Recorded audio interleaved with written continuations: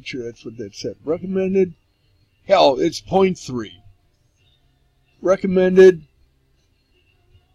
either 0.5 or 0.15. Oh, 15 or 7.5. They're giving me 30. So the recommended is 15 or 7.5. They're giving me 30, not 0.3. I saw this. They're giving me 30. Recommended initial was 7.5. 15, 150 to 200 milligrams initial. So they're giving me 100 of whatever that is. What is that? Trazodone. But I was prescribed that. Oh my God. Darvocet. There you go. Now they're cooking my brain on Saturday. That's when the MRI was performed. So this was just, so then they start giving me, so I'm going, I used to let them know I got symptoms of withdrawal going on. I remember he's going, who made that chart for you? I go, I do. That's what I do. This is the documented sleep. So I go 4 hours, 2 hours, 4 hours that day, approximately 2 hours, approximately 4.5, approximately 2.5, 2, whatever, 1 hour, 1 hour, 1 hour, 2.5 hours. So that was it. Half hour. That's all the sleep I was getting. Documented sleep. 15-minute intervals were the time that they're recording all this. So you guys decide. Recommended 40 to 80. You're giving me, what is this? Oh, baclofen, who cares? This is where they're cooking me. That's where they're cooking me. Ativan, Geodone, Expressa, 10. But this one was one that's like, should be per day. I don't know what that meant. 2 to 6, how much are they giving me? 1 milligram? Twice a day, 4 times a day. So the recommended is 2 to 6. They're giving me 4. Then toward the end, they're giving me 2. But here they're giving me 4, 3, 4. But they're cooking me. And 20, they're giving me 40 of Geodone? This is correct. 15, sometimes 7.5. They're giving me 30 of Restoril. What is that? Sleep. Oh, insomnia. So I guess that's not bad. So they're giving me, because I'm not sleeping, they're pumping me full of sleep stuff and I'm still not sleeping. Which whatever. But the crazy stuff, that's for schizo, bipolar, the Geodone, they're giving me twice as much. Zyprexa, schizo, you're giving me whatever it was. And then this is anxiety and insomnia. They're giving me more than the well, I guess it's within the recommended dosages. Anyway, so that's what I wasn't going to go over. Did we do this? It's the complaint. I think I did. There's another fax thing. Read it. At this point. Oh, this was. This is the only letter I got from him. This was the only letter. How worthless is this? Brian, this letter informed me that I've received your letter dated August 4th. I waited for this and waited, and finally I got a letter. I go, oh, I got something. Yeah, I got your letter dated August 4th. I will respond to it via follow-up letter. Never did. You twit. Oh my God. Can you imagine the frustration of jumping down screaming as much as I have? I mean, what you saw is probably most of it, but not all of it. Can you imagine jumping up and down that loud and no one paying any attention? And you wonder why I get upset at ambivalence with people? Okay, now let's get a few more things clear. Let's go back to what happened with Dina. Hold on. Alright, I just want to throw this in. So in the testimony, I said I wrote a bunch of attorneys. Well, these are all the attorneys. Let's just see what I wrote. And I call this is my Ferris Bueller file. You guys can't see it. Look. Ferris Bueller file. Bueller? No, I guess it's Ferris. Well, that was not fun. So I wrote all these guys, and I'm not going to read the whole thing, but just to people are interested. So Don Ferris, I got locked up, and these guys are crazy, and this is a copy paste. Here's a quick thing with my father, giving a background. This is what happened last Thanksgiving. Blah, blah, blah. Jim contacted. So I got to give these guys a little taste of what's going on. So I told them, I said, these are my problems. Can you help me? Police chief, cover up conspiracy. This guy's crazy. And if it isn't apparent by now, mental, physical, personal, childhood, blah, blah, blah. But it's like, what else? These are the players. We got my family, and Bob Froberg, and Jim Flood, and Hackley Hospital, and Pellwater Police Chief, and Jane Stasico, and Michelle. And like, okay. It's like, no, what do I do? What do I do? I have over 5 years of letters and everything else. Are you guys, do you want a case or not? I don't have any money to pay you, but these people, and then I think I even said that these people have money. So if you want to win, I don't care. Civil, criminal, just help me. Didn't get one letter from nobody, because I would have kept that and put it on a chrome platter to serve up, but didn't hear from anyone. Because this girl, so these guys just said, don't want nothing to do with nothing. I don't know. I guess well, you saw the attorney. That's all you need to know. Hold on. Okay. So Buckfire wrote them, nothing. No, we don't need to see all this. So the same thing to all these guys. Nothing, nothing, nothing, nothing, nothing. You expect to hear one thing. Nothing. So, point made. Move on. So these quickly, the letters to Jane's brother and Nancy's other daughter, who are attorneys. Not that we need to get into, but I wrote these and I go, I'm addressing Lynn with my complaints and I'm addressing Dave. And I sent them both a letter saying, this is what's going on. So if you think something you want to get involved in fighting stupids and blah, blah, blah, but don't need to really go into this, but I address them separately, but it's like I'm getting more people involved. I kept it civil at first, but it's like, oh, this is getting exciting because I'm getting all cocky. You know, we went, okay, so now I know what game they're going to play, and here are the questions you should be asking. I don't know what's going on. Oh, so, yeah, anyway. So I was playing lawyer games and stuff. Too personal. So I started being funny with football analogies because of the coach. These are all the people that are getting involved. Like I said, I'm on my letter writing campaign at this point, but I'm not trying to hide anything. It's just like, what point? This is where I'm losing it. I admit that. But I'm trying to get as many people involved because my exclamation point on everything is, you hear all the time, well, why didn't you say something? I kind of did. And heard nothing. So for a one-page letter from Jim Flood. We'll just test that somewhere. So yeah, I addressed all these people. Addressed Lynn, both of them. Nothing, nothing, nothing. David H. What's David H? Nancy. David H. It's a letter to Nancy. David H. We're going to go through this one, but it's a letter to Nancy. It's a quick one, but she knew. She knew. Not what I want to go. Oh, I know exactly what this is. David. Oh, my God. Oh, my God. This guy from the Trib, he wrote an article, and he ended up being he friended my face when I had a Facebook, and I thought he was following my story. I don't need to get into this, but so I'm writing about saying there's a story here, guys. There's a story here. I got all my ducks in line. There's a story. Thanks, David. So he wrote me?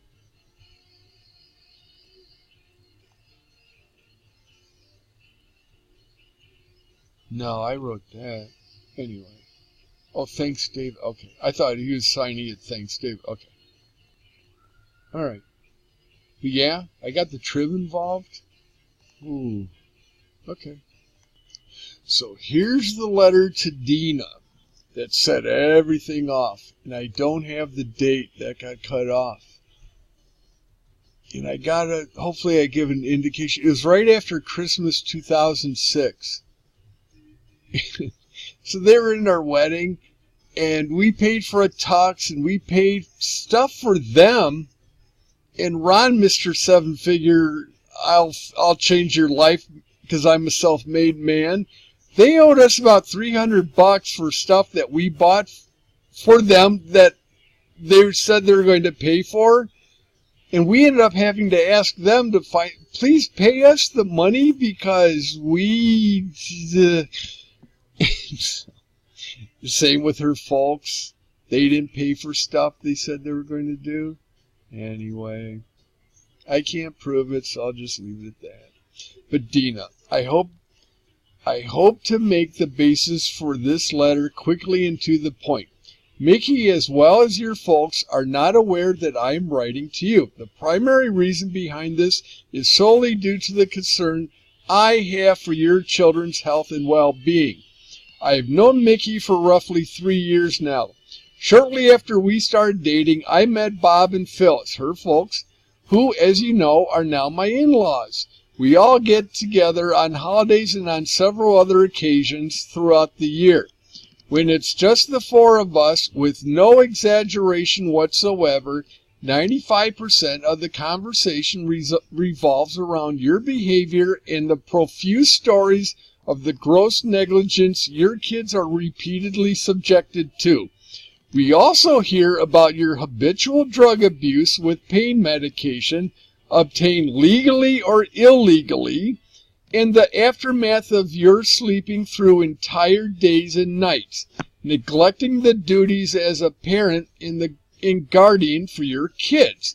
You certainly can find time to obtain your medications, but taking any care of the kids to an after-school activity appears to be an outrageous burden. That's when I heard that they had to quit sports. At one time, I thought I grew up in a dysfunctional, fucked up family. I'm surprised I wrote that, but upon hearing the examples of abuse Jenna, Michael, Ryan, your kids, and Ethan, Ron's kid, are exposed to, I was at least cared for and fed regularly, opposed to being ignored for lack of interest and involvement, or abandoned by someone more driven by popping pills and passing out all day. That's what Bob was saying. She can't take care of the kids. I don't care about my kids. I need to find my fix. I'm surprised I wrote that. It's a little out of character. At least you don't swear unless I don't know. Maybe I was ticked off. Initially, it appeared that you had a psychological disorder that should be treated with proper medication and therapy. However, when Phyllis... Oh, my God, I forgot about that. However, when Phyllis was recently hospitalized, by all accounts, you were able to maintain a relatively healthy, supportive role for your children. I'll get to that. Your immediate change in behavior suggested you could be a responsible person and have self-control. So Mickey's mother took ill, and I forgot what it was, but she had like an anxiety attack and she was hospitalized. And so I kept calling up and had genuine concern. Is she all right? And, talking to the crazy sister, and it was like, wow, Dina sounds good. And it was like, wow, Dina's taking care of the kids and everything else. So this is exactly what my family's doing to me, that they're doing to Dina. And instead of me talking to Dina and clearing things up, I have to write a letter. But when I started talking to Dina initially, it's like, well, she sounds fine when I talk to her. Anyway, so I ran with this speculation on Dina, and this is proof. Nevertheless, as Phyllis's health had subsequently improved, you have fallen back to old habits of abusing your children and yourself. So when Phyllis got out of the hospital, it came back that Dina's falling into drugs again. The general situation that I find almost impossible to comprehend is forcing Jenna to be the substitute mother as you remain passed out to the world. Says exactly what I was told, that Jenna's taking care of the family and cooking dinners. You can't get yourself to take the children to school, prepare meals, provide transportation to school activities, or get involved with their lives in any way. Yet, you find the time and self-gratifying motivation to go to the hair salon, go shopping, and travel out of town accompanying Ron on his business trips. Now, Jenna had to quit basketball, all because of your neglect. We've even heard she has missed several days of school just to stay home and take care of the kids when you feel it necessary. Again, it is almost impossible to comprehend how an individual could do this to 4 wonderful children.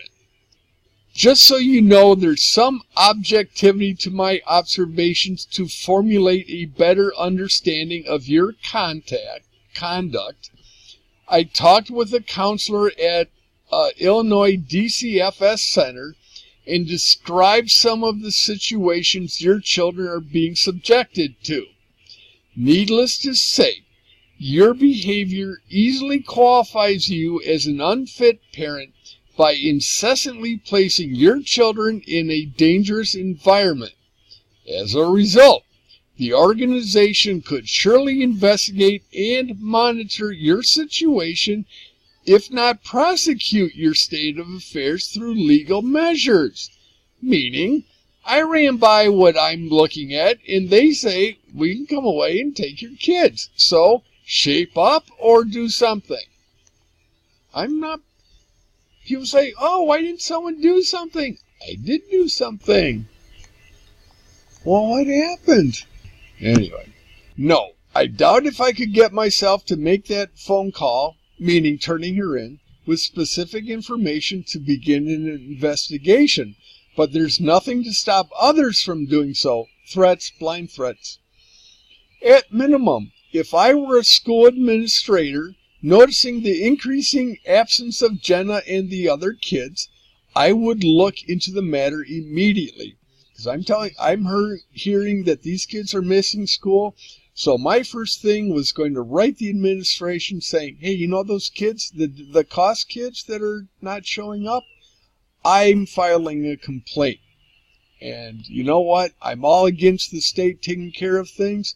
But if these people can't, got to think about the kids in some way. So I'm thinking that Bob and Phyllis are the good people, and I'm thinking maybe they should be taking care of the kids all the time, because according to Bob and Phyllis, this Dina's a monster. Oh, God. And this is me. God's showing me that I'm speculating what other people are speculating to me. Can you see the irony of how great God is? He shows me my ignorance. Oh, man, you guys. If you don't realize how cool he is, God help you. God help you. There's no doubt you, Dina, will be pissed off by this letter and its content. You can also hate me all you want. You don't seem to have any regard for the concerns of Bob or Phyllis, the good guys in this scenario, as well as Mickey, the other good guy in this scenario. So, I can only imagine you don't give a damn what an outsider of your family like myself thinks about your conduct. Like I mentioned earlier, no one else knows I'm writing this letter, meaning no one else knows I'm writing this letter. You don't have to go running around saying, look at this letter this guy sent. But you did, instead of calling me immediately.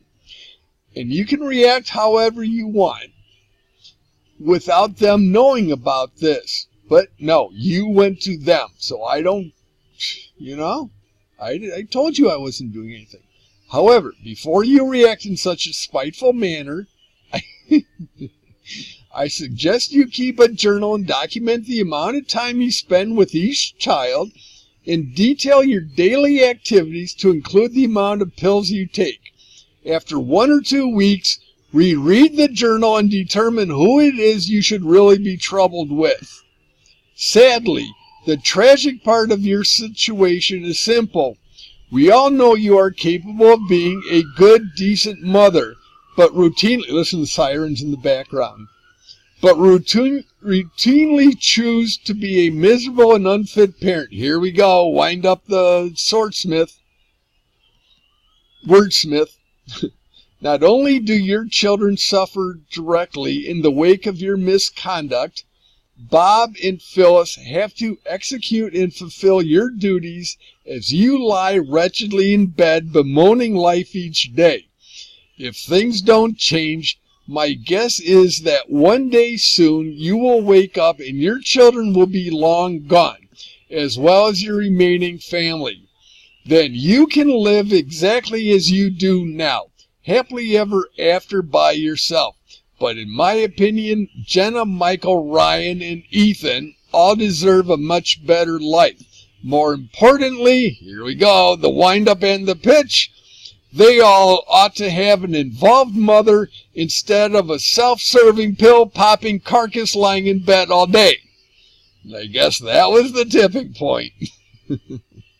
How dare you go around calling someone a self-serving, pill-popping carcass lying in bed all day? But I thought, if the curveball doesn't work, I'll throw a fastball and brush back the batter. Because I own that plate, baby. God. So anyway, that was the fire-up call. And so she ran around. Instead of calling me, she called her father and said, what is going on? What are you telling these people? And Bob's like, oh, I don't know what you're talking about. And he says, well, where does he come up with all this stuff? Don't hear anything. And I wish I remembered how much time went involved. But it was probably 3-4 weeks. And I even every time I speculate, I'm way off. So I shouldn't even. But it's like, I got to give you an idea. Was it a month, a year? Is it, I want to say 4 weeks. But when I found out, how I found out that they were reacting like they did was when Mick hit me at Meyer parking lot and said, what are you doing calling my folks? Or what are you doing writing my sister? What were you talking about? And she goes, and I forgot how it all started at Meyer. Because that's kind of jumping in the middle of second base and saying things kicked off. But that in the parking lot is where I remember, she goes, what are you doing calling? She might have been mulling it over, and then that's when she kind of let fly. Is like, what's going on? Mick would say, nothing. And finally I pushed her, and she goes, what are you doing writing my... It broke open over at Meyer parking lot. And subsequently, she goes, don't call my sister. I go, I don't care what you say. And like I said, I don't play alpha dog too often, but I did then. So you're not going to stop me. I got whatever fire I started, I'm going to put out. And if I have to if I have to put the white tail between my legs, I have no problem whatsoever doing that. No. I'm not. I had reason to do this. I'm not ashamed of this. All the information I had every reason to write this and tell her how foundation and execution of what I'm going to do unless she changes. And I hit that last fastball was, let's drive this point home. Because that's the wake-up call I think people need to realize you can't keep doing the things that you're doing. And then I find out that she's probably not doing them. But, so people, when you have this concern, go to God. He'll tell you what to do. He'll tell you whatever gets in your heart, do something, jump in. But I did this on my own. He didn't say go ahead and do it. Well, it was on my heart to do something, but I wrote that mandate. But anyway, and then I tried to put it out. So I'm not sure how to do the spiritual thing, but my heart said do this. But I'm not telling everyone that you got to address it this way, but my heart says, if you see the problem, try and put it out. And Scripture says, go directly to the person. Do not go around like everyone else has done. My family, you go to everyone else but the person who's writing the complaint. And that's kind of what Dina did. So anyway, so the point made. And I'm going to leave it at that, so I can keep this one a little bit shorter. I'll be back, unfortunately, but we got to do 2 more things, and then we'll be done. We can go back to funny pictures and ha-ha, because we got to get the aftermath of what happened. Then we got to go back and, well, what's about that little cute girl back in Park Forest? No, Park Ridge. What about that cute girl with the chocolate shop? Well, you just hold on. Okay, I'll be back.